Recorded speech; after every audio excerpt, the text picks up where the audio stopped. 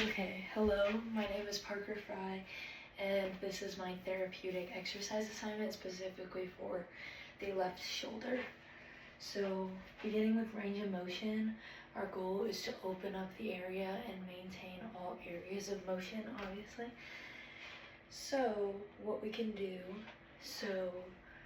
for our range of motion, all you need is a wall. This isn't the best wall because there's handles and things, but it's all that I have here.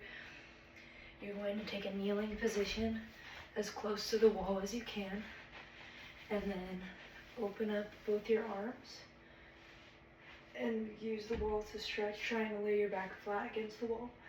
Then we can windmill opening up. That gives us the other side of motion, which in theory this hand would be against another wall. And then we can use our back hand, this hand, to push and open up the shoulders even more. And then we can make sure we are continuing that range of motion through and opening up our chest. The biggest thing this does is opening up the pecs and the scap and just generally all the muscles across the front. Next, cardiovascular endurance. I obviously don't have one with me, but a stationary bike is really good to take the strain off the shoulder while also maintaining cardiovascular stuff.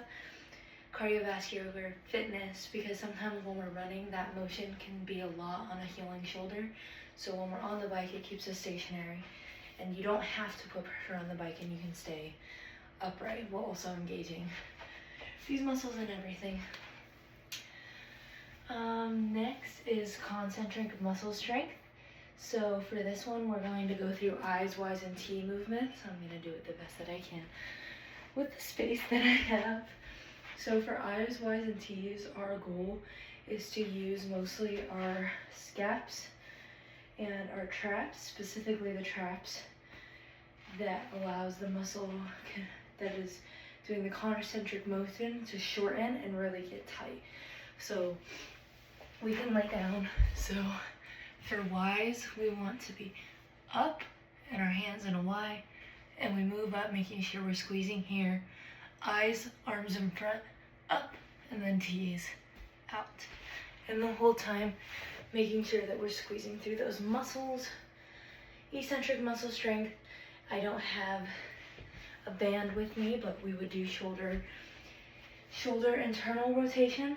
And for that, we would take a band, setting it up on a rack or a pole or something, tightening it and looping it.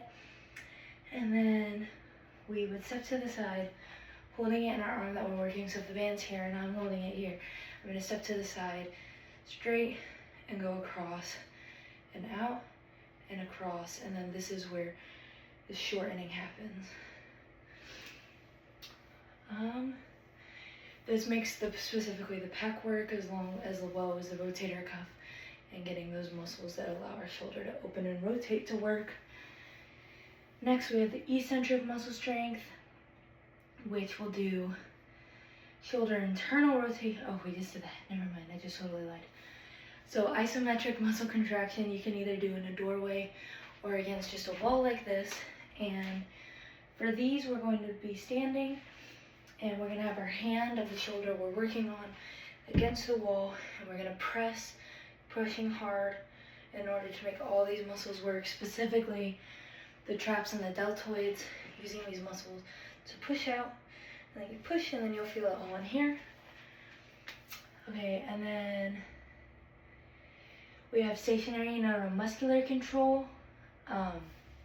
So we're going to hold a high plank and making sure we're shrugging those shoulders down, engaging through. Big one for this is our traps it's our scaps, rotator cuffs and traps, making sure we lock and hold. So for these, it's just a high plank. So butt down, up, and then we're holding through here. And then this allows all of these muscles to stabilize and keep us there. You can change the position of your feet to bring in different areas of the shoulder. Next, we have dynamic neuromuscular control, which I explained this in class. I don't have a Bosu ball with me, but we would once again be in that high plank, the Bosu ball, the plastic side up and the ball part down. We place a tennis ball on it, and we'd be holding that high plank, moving. You can have a athletic trainer or a teammate kind of knock the ball around to make it harder, so then it's more unpredictable and you're trying to kind of like keep everything on the ball on the Bosu ball.